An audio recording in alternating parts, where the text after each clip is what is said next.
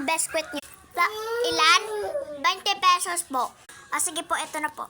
Sarap na ito.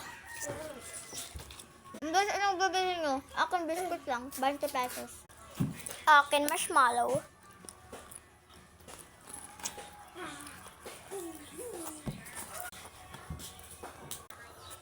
Sa akin recess TikTok lang. Ano ka naman, be? Nandito tayo sa eskwelahan. Paki ko ba? Hala, be. Bell not ata. Ay, shooting. Amigahin yan. Si Angel dahil ang damot nga. Hindi siya nabigay. O sige, sige. Class, ang ingay-ingay nyo.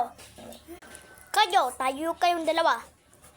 Teacher, pinagsasabihan niyo pa sila. Anong nangyari sa inyo? Inawan niya po ako, di niya po niya ako